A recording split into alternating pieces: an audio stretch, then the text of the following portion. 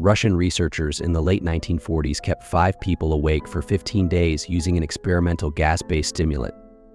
They were kept in a sealed environment to carefully monitor their oxygen intake, so the gas didn't kill them since it was toxic in high concentrations. This was before closed-circuit cameras, so they had only microphones and 5-inch thick glass porthole-sized windows into the chamber to monitor them. The chamber was stocked with books, cots to sleep on but no bedding, running water and toilet, and enough dried food to last all 5 for over a month. The test subjects were political prisoners deemed enemies of the state during World War II. Everything was fine for the first 5 days. The subjects hardly complained, having been promised falsely that they would be freed if they submitted to the test and did not sleep for 30 days. Their conversations and activities were monitored, and it was noted that they continued to talk about increasingly traumatic incidents in their past, and the general tone of their conversations took on a darker aspect after the 4-day mark. After 5 days, they started to complain about the circumstances and events that led them to where they were and started to demonstrate severe paranoia. They stopped talking to each other and began alternately whispering to the microphones and one-way mirrored portholes. Oddly, they all seemed to think they could win the trust of the experimenters by turning over their comrades, the other subjects in captivity with them. At first, the researchers suspected this was an effect of the gas itself. After 9 days, the first of them started screaming. He ran the length of the chamber, repeatedly yelling at the top of his lungs for 3 hours straight. He continued attempting to scream, but was only able to produce occasional squeaks. The researchers postulated that he had physically torn his vocal cords. The most surprising thing about this behavior is how the other captives reacted to it, or rather didn't react to it.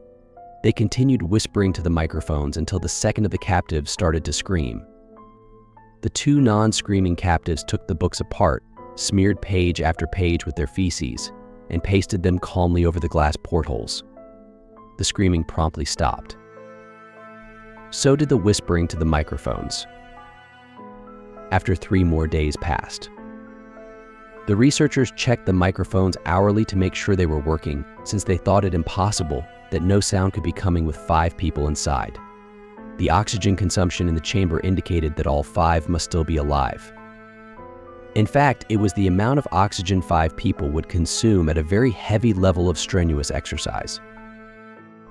On the morning of the 14th day, the researchers did something they said they would not do to get a reaction from the captives. They used the intercom inside the chamber, hoping to provoke any response from the captives they were afraid were either dead or vegetables. They announced, "We are opening the chamber to test the microphones. Step away from the door and lie flat on the floor or you will be shot. Compliance will earn one of you your immediate freedom."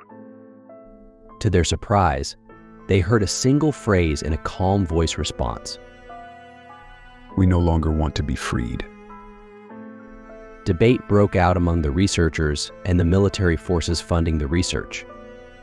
Unable to provoke any more response using the intercom, it was finally decided to open the chamber at midnight on the 15th day. The chamber was flushed of the stimulant gas and filled with fresh air, and immediately voices from the microphones began to object. 3 different voices began begging, as if pleading for the lives of loved ones, to turn the gas back on. The chamber was opened and soldiers were sent in to retrieve the test subjects. They began to scream louder than ever, and so did the soldiers when they saw what was inside. 4 of the 5 subjects were still alive, although no one could rightly call the state that any of them were in life. The food rations past day 5 had not been so much as touched. There were chunks of meat from the dead test subjects' thighs and chest stuffed into the drain in the center of the chamber, blocking the drain and allowing 4 inches of water to accumulate on the floor. Precisely how much of the water on the floor was actually blood was never determined. All 4 surviving test subjects also had large portions of muscle and skin torn away from their bodies. The destruction of flesh and exposed bone on their fingertips indicated that the wounds were inflicted by hand, not with teeth as the researchers initially thought. A closer examination of the position and angles of the wounds indicated that most, if not all of them, were self-inflicted. The abdominal organs below the rib cage of all 4 test subjects had been removed. While the heart, lungs, and diaphragm remained in place, the skin and most of the muscles attached to the ribs had been ripped off, exposing the lungs through the rib cage. All the blood vessels and organs remained intact. They had just been taken out and laid on the floor, fanning out around the eviscerated but still living bodies of the subjects. The digestive tract of all 4 could be seen to be working, digesting food. It quickly became apparent that what they were digesting was their own flesh that they had ripped off and eaten over the course of days. Most of the soldiers were Russian special operatives at the facility, but still many refused to return to the chamber to remove the test subjects. They continued to scream to be left in the chamber and alternately begged and demanded that the gas be turned back on, lest they fall asleep. To everyone's surprise, the test subjects put up a fierce fight in the process of being removed from the chamber. One of the Russian soldiers died from having his throat ripped out. Another was gravely injured by having his testicles ripped off and an artery in his leg severed by one of the subject's teeth. Another 5 of the soldiers lost their lives if you count the ones that committed suicide in the weeks following the incident. In the struggle, one of the 4 living subjects had his spleen ruptured and he bled out almost immediately. The medical researchers attempted to sedate him, but this proved impossible. He was injected with more than 10 times the human dose of a morphine derivative and still fought like a cornered animal, breaking the ribs and arm of one doctor. His heart was seen to beat for a full 2 minutes after he had bled out to the point where there was more air in his vascular system than blood. Even after it stopped, he continued to scream and flail for another 3 minutes, struggling to attack anyone in reach and just repeating the word more, over and over, weaker and weaker, until he finally fell silent. The surviving 3 test subjects were heavily restrained and moved to a medical facility, the 2 with intact vocal cords continuously begging for the gas and demanding to be kept awake. The most injured subject of the 3 was taken to the only surgical operating room that the facility had. In the process of preparing the subject to have his organs placed back within his body, it was found that he was effectively immune to the sedative they had given him to prepare him for the surgery. He fought furiously against his restraints when the anesthetic gas was brought out to put him under. He managed to tear most of the way through a 4-inch wide leather strap on one wrist, even with the weight of a 200-pound soldier holding that wrist as well. It took only a little more anesthetic than normal to put him under, and the instant his eyelids fluttered and closed, his heart stopped. In the autopsy of the test subject who died on the operating table, it was found that his blood had tripled the normal level of oxygen. His muscles that were still attached to his skeleton were badly torn, and he had broken 9 bones in his struggle to not be subdued. Most of them were from the force his own muscles had exerted on them.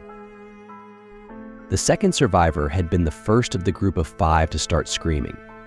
His vocal cords were destroyed, so he was unable to beg or contest to the surgery. He only reacted by shaking his head violently in disapproval when the anesthetic gas was brought near him. He shook his head yes when someone suggested, reluctantly, that they try the surgery without anesthetic, and did not react for the entire 6-hour procedure of replacing his abdominal organs and attempting to cover them with what remained of his skin. The surgeon presiding stated repeatedly that it should be medically impossible for the patient to still be alive. One terrified nurse assisting the surgery stated that she had seen the patient's mouth curl into a smile several times whenever his eyes met hers. When the surgery ended, the subject looked at the surgeon and began to wheeze loudly, attempting to talk while struggling. Assuming this must be something of drastic importance, the surgeon had a pen and pad fetched so the patient could write his message. It was simple. Keep cutting.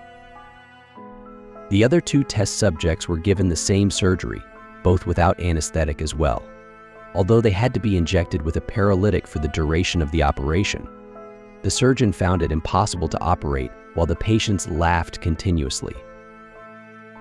Once paralyzed, the subjects could only follow the attending researchers with their eyes, The paralytic cleared their system in an abnormally short period of time, and they were soon trying to escape their bonds. The moment they could speak, they were again asking for the stimulant gas. The researchers tried asking why they had injured themselves, why they had ripped out their own guts, and why they wanted to be given the gas again. Only one response was given. I must remain awake. All three subjects' restraints were reinforced, and they were placed back into the chamber awaiting determination as to what should be done with them. The researchers, facing the wrath of their military benefactors for having failed the stated goals of their project, considered euthanizing the surviving subjects. The commanding officer, an ex-KGB, instead saw potential and wanted to see what would happen if they were put back on the gas. The researchers strongly objected but were overruled.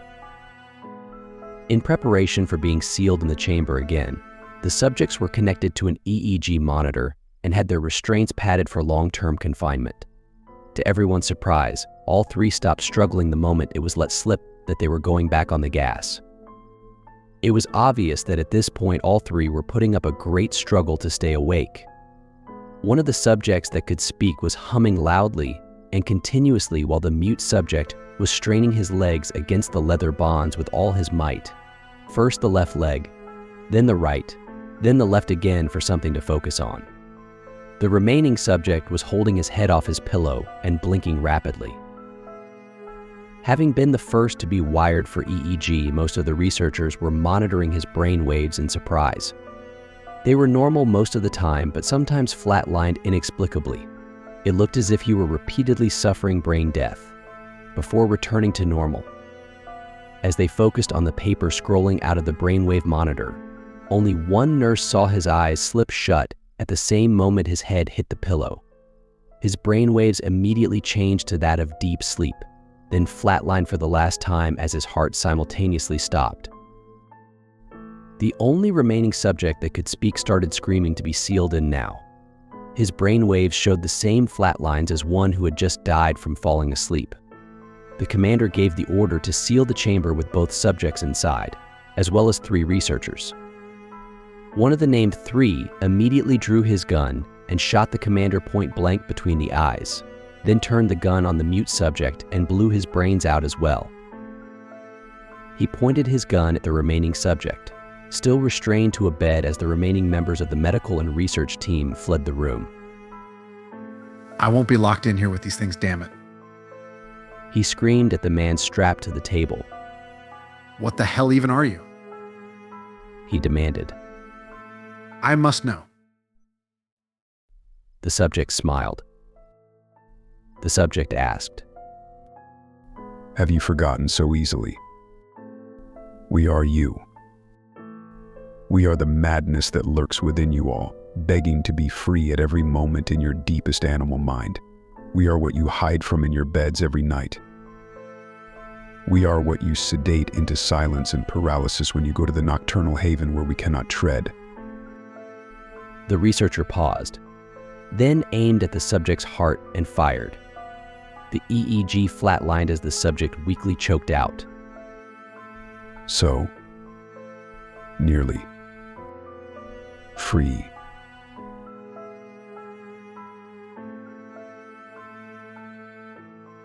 For more chilling stories, like and subscribe.